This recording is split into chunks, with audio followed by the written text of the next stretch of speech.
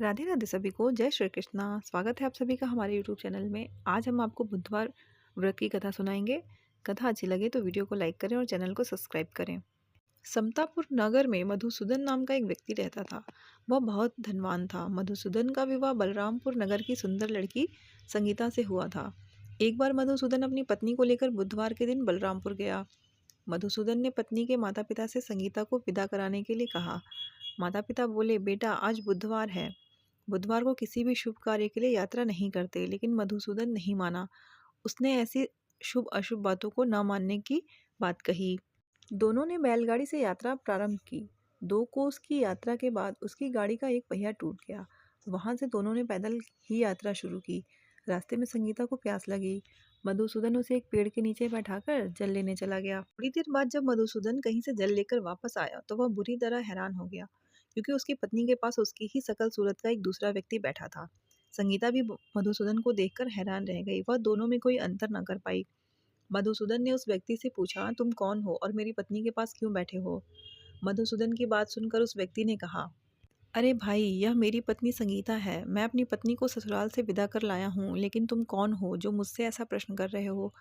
मधुसूदन ने कहा, तुम जरूर कोई चोर या ठग हो। यह मेरी पत्नी संगीता है। मैं इसे पेड़ के नीचे बैठाकर जल लेने गया था। इस पर उस व्यक्ति ने कहा, अरे भाई, झूठ तो तुम बोल रहे हो।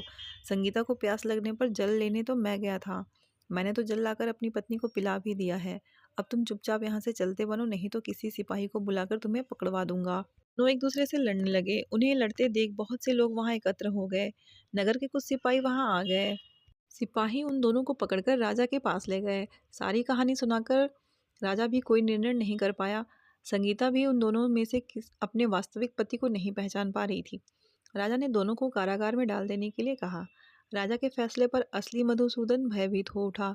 तभी आकाशवाणी हुई, मधुसूदन, तूने संगीता के माता पिता की बात नहीं मानी और बुधवार के दिन अपनी ससुराल से प्रस्थान किया। यह सब भगवान बुद्धदेव के प्रकोप से हो रहा है।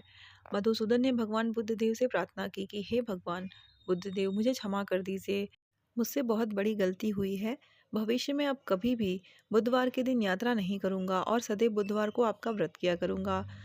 मधुसूदन के प्रार्थना करने से भगवान बुद्ध देव ने उसे क्षमा कर दिया। तभी दूसरा व्यक्ति राजा के सामने से गायब हो गया।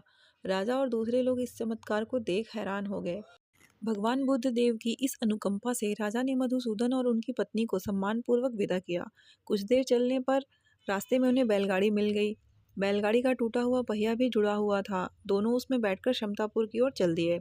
मधुसूदन और उनकी पत्नी संगीता दोनों बुधवार को व्रत करते हुए आनंद पूर्वक जीवन यापन करने लगे। इस तरह भगवान बुद्ध देव की कृपा से उनके यहाँ खुशियाँ बरसने लगी। इस तरह जो स्त्री पुरुष विधिवत बुधवार का व्रत करके व्रत कथा सुनते हैं और भगवान बुद्ध देव उनके सभी कष्ट दूर करते हैं।